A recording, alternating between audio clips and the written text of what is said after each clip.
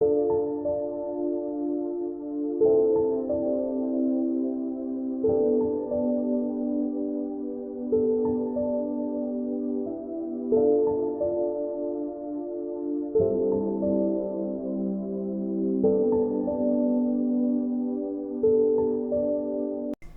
there. Now we've changed the camera to the other side for a bit of a change. Now, this next story is a bit of a difficult one because things were very unpleasant during this period of time, 20 years in fact.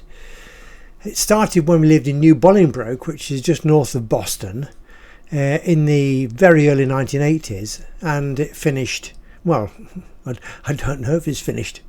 It went on until very early 2000s, 20 years.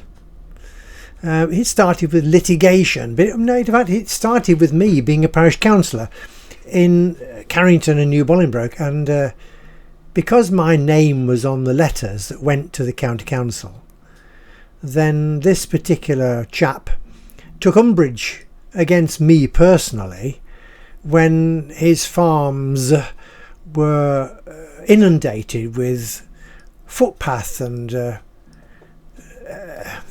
rural rides and bridleway signs showing folks where the footpaths were that he dug up or ploughed up or destroyed or generally stopped people using. So they were reinstated, and he didn't like that one little bit, so he took it out on me, and it went on for 20 years. And this is the story. I still won't tell you his name, it's asking for trouble. But those living in New Bolingbroke will know who I mean.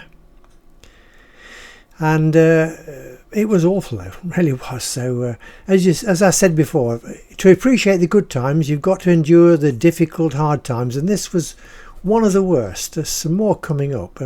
This is before we started the horse centre.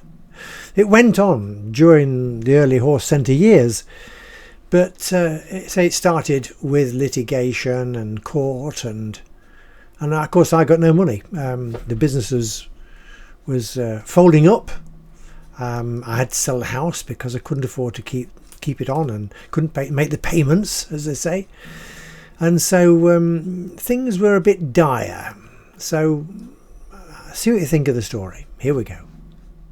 This is a story called Litigation, 1982 to 2002, taken from It's a Rum Life, Book 3, Ivy House Tales, 1970 to 1984. Most things we remember are the good times in life, the fun and happy memories. Sometimes, though, you just cannot forget the really awful things either. This is a longer story than some of the others, and it's spread over 20 years. Even as I write, I do not really know if it is over yet. During our stay in New Bolingbroke from 1970 to 1984, it came to pass that there were a few voluntary positions that needed filling from time to time. Some of these experiences will be related in other stories, but this particular one had its origins in our local parish council, of which I was a member for some 12 years or so. Local councillors are expected to have the interests of their local community at heart, and one of the main problems occurring in our locality during the 1970s was the ploughing up and subsequent closing of public footpaths and bridleways by some of the larger local farming community. I must take a break here and explain that most farmers are quite happy living with their neighbours and are very community spirited.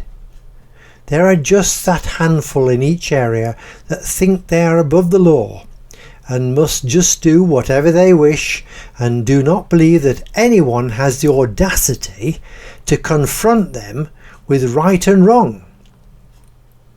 It fell to me to propose that as one particular obnoxious family had destroyed most of our local paths and bridleways in the village, Something should be done about it. Lincolnshire County Council, like most rural counties, has a footpaths and bridleways officer. No doubt he or she has many other tasks too, but they do have this distinguished title. The parish council made official complaint about the farmer in question and asked for an investigation of all footpaths and bridleways in the area.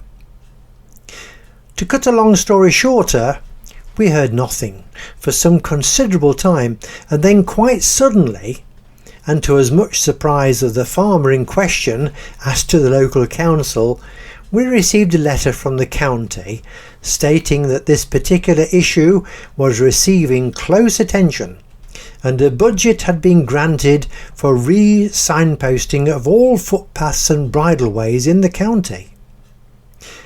No sooner had we received this than our obnoxious farmer friend found signs literally all over his farm.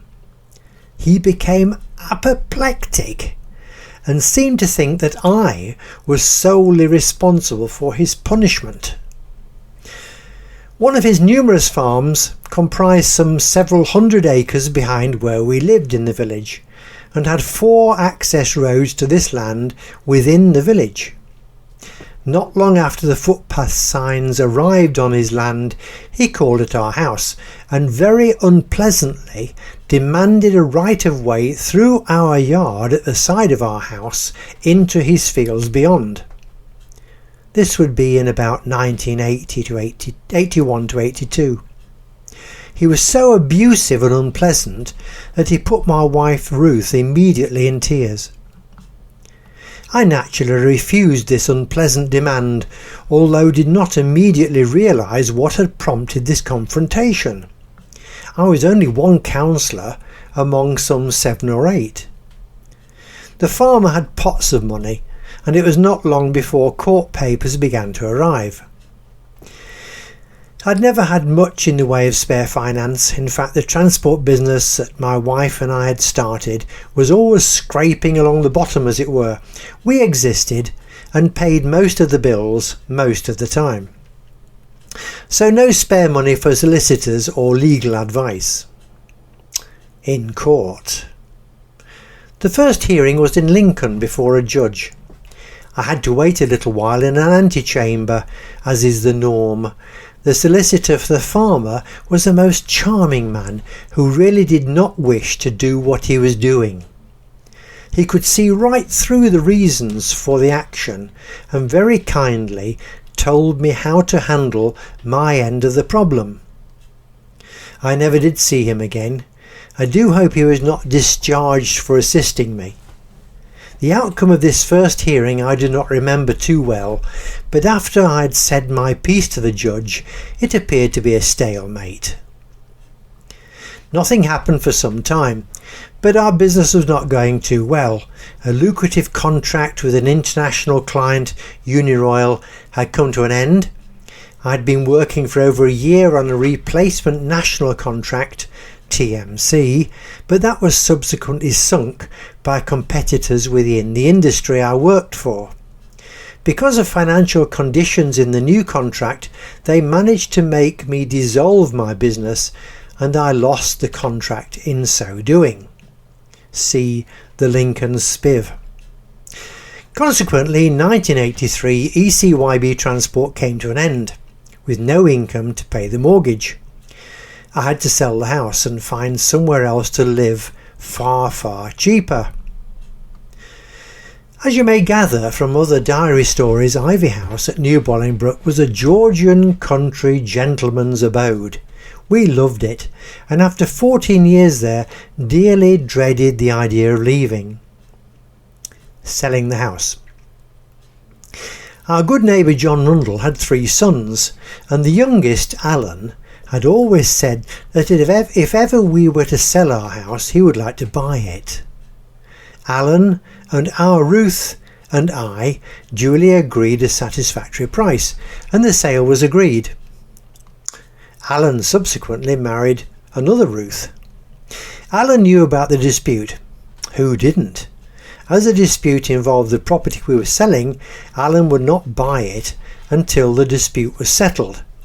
This is now December 1983. I had to give in court, in front of another judge. I had to explain the situation and why I had to cave in. The judge said I was very sensible and whatever, and obviously the farmer's solicitors were delighted. We had a thoroughly rotten Christmas that year. See the story, Beryl at Christmas. And the house sale was completed by the following Easter, and we moved to Northcoat at great steeping. Northcoat was idyllic for the horses in the family, but not so much for us, as Ruth and Helen and I had to cram ourselves into a very small 2-up and 2-down country cottage, the whole about 1/10 the size of Ivy House. Alan's elder son Ken was our neighbour on the left at New Bolingbroke. He stopped me one day just before we moved to explain that their firm's lorry driver had been taken ill, and as I did not have any job at that time, would I like to fill in and drive for them until he returned. This was a truly superb time. After the trauma of the move and the loss of the business, someone had given us a chance. See more Northcoat tales about the crane lorry. Several months went by, with us now living at Northcoat and trying to get the property into some order between working weekdays for Rundles. Returning home from work one day, there was a solicitor's letter awaiting me. The farmer's solicitors had been to court and been granted costs against me for the action. This time I was apoplectic. I had not received any notice of the further action and not had any chance to put my case. Despite seeking whatever advice I could, there was no way out. I had been well and truly stitched up. The costs. The bill was in excess of £3,500. I had to ask the court for time to pay, and was granted the chance to pay by instalments. It took me some time to recover from this initial shock. Ruth was working as a nurse part-time, and we were just managing to pay our way again from the very bottom. Now I had to find the extra huge amount. I didn't tell Ruth. She had enough on her plate with the move, and she really did not like the house. From a beautiful established Georgian home of 14 years with 4 huge bedrooms, 2 reception rooms, an 18 square foot kitchen and lots more, we were in a small cottage with 2 tiny bedrooms and a box room, 1 room downstairs and a kitchen in a converted garage. It was naturally very different for her. Money was tight, and I really did not relish paying this dreadful man for giving me several years of hell already. I did not have a bank account now, and consequently set one up to enable me to pay this dastardly amount. I told the farmer solicitors, how I have so far avoided mentioning his name is very difficult. When one puts things into print, one has to have some care, especially with folk who have the money to pay for court actions willy-nilly. I told them that I would endeavour to pay something monthly. If my memory serves me correct, the plaintiff had fixed it, so I never got the chance to defend myself in court over the costs, and so I had not stated in court that I could pay so much or when. It had to come out of income, an income left over after I had to live. I made 1 or 2 casual payments for £20 or so and then forgot. Even more unpleasantness. After a year or so, the farmer's solicitors were not too happy about that. However, my thoughts dwell on the fact that he was paying solicitor's fees for chasing me. That made me feel better all the time. Over the next few years, I'd still managed to pay less than £100 in total, despite receiving regular threats whenever I forgot to pay. I was a very slow payer. Eventually, after one long winter without me sending anything, they became very unpleasant. I never kept any more money in this account than I intended paying when I could. I think it was one springtime. I remember that I was now working for the Lincolnshire Standard in Skegness, writing and taking the photographs for their new midweek free paper. So many years had gone by with all this hanging over my head. One year rolled into another without any real difference. I had noticed though that Alan Rundle had become very settled in my old house, and the gate I had erected at the end of the yard into the farmer's field was still in the same place and totally unmoved, 5 years on. Back to the story. In the bank account I had created for paying the farmer was something like £130. In the mid-1990s, without a great deal of notice, they applied to the courts for a garnishee order. This is a method of getting money from someone who won't pay. The court wrote to my bank, much to their consternation, as did their solicitor.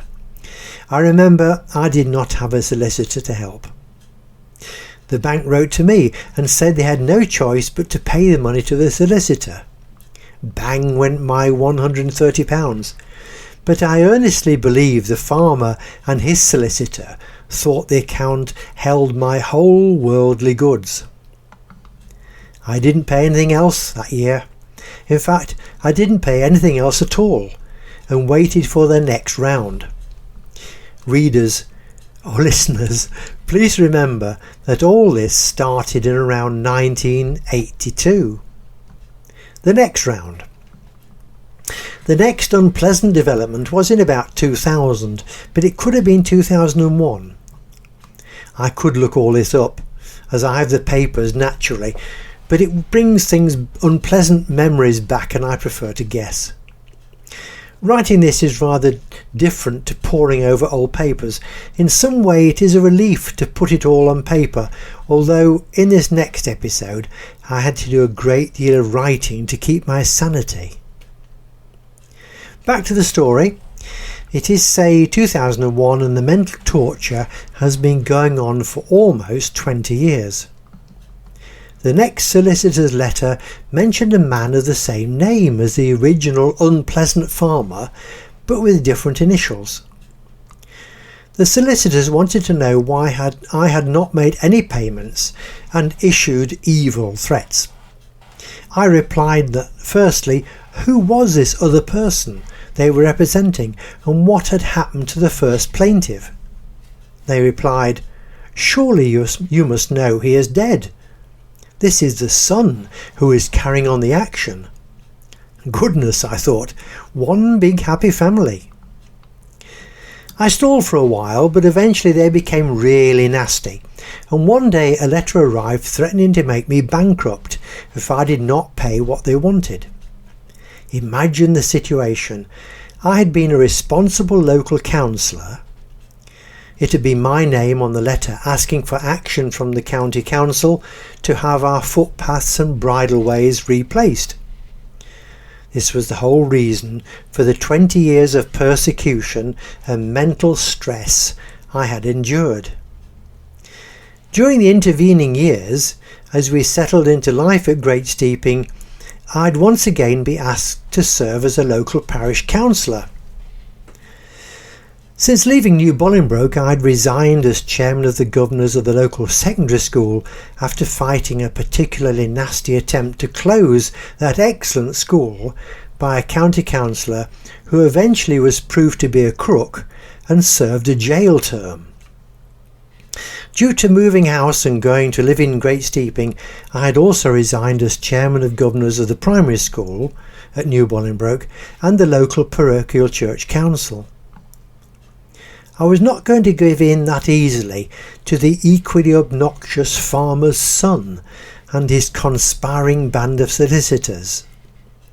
I sent a reply to the effect that if they wished to proceed along those lines, I would do my utmost to ensure they would wish they had never begun the action in the first place.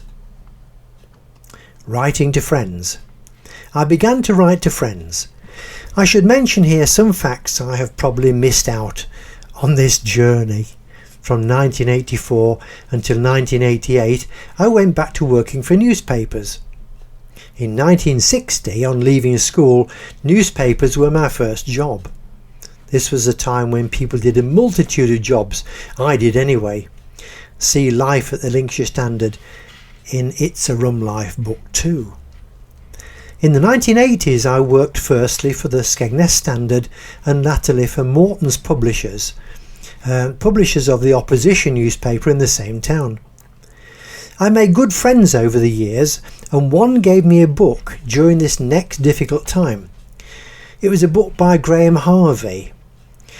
Graham is the agricultural story editor for the Archers.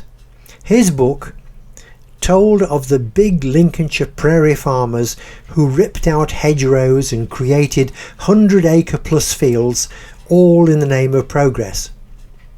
One of these so-called progressive farmers mentioned in the book just happened to be my old friend the plaintiff. Confrontation. I wrote to Graham with my story. He could not help, but offered support. I wrote to Charles Clover, a feature and countryside writer for the Daily Telegraph. They dare not. I wrote to the editor of the Grimsby Telegraph, a regional daily with good readership and one that had genuinely supported my efforts in rescuing creaky old horses at Northcoat. The really local papers would not touch my story with a barge pole because of local politics. It was all too near to home for them. The Grimsby Telegraph actually published a piece about my many years of victimisation. I was delighted and obviously very pleased. It's 2004 now, and I suppose I must wait and see if this son of unpleasantness continues. Or he might have a son who is even worse. I might add that when I state that the original plaintiff, the father, was unpleasant, that is putting it very mildly. A more unpleasant man you would have to go a long way to meet. Meet him you would not wish twice. Big, flurried, fat, loud-mouthed, selfish, rude to the extent of uncouth, and ignorant. Then more, and even more. Even then, I could not hope to paint a true picture of the man. Son of the man who had worked hard in the past, no doubt, and put together a considerable holding of land. Now his son is carrying on the traditional. Worshippers of wealth they are, and recognisers of good they are not. Fields of 100 acres plus they have many, as far as the eye can see, simply because on their land there are no hedgerows or trees or anything else that is nice. I have always believed that good will prevail in all things. Evil can be defeated, but it does not happen overnight. I was not really surprised to hear that the original plaintiff had died. One of the oldest sayings is that there are no pockets in shrouds. You cannot take it with you.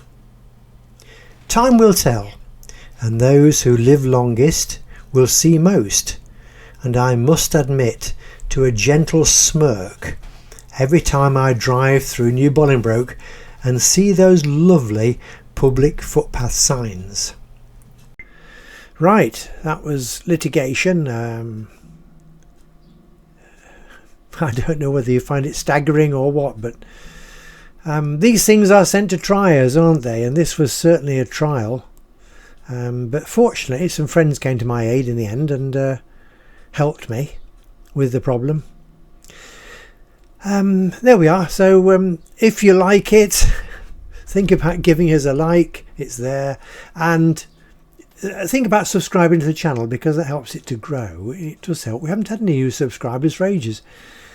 And then share it with your friends. And then if you want to read other Cracker Books publications, then the link's coming up here as well. Have a look at the website as Hours of Entertainment. It's all free to download. Thank you for being with us today. Cheerio for now.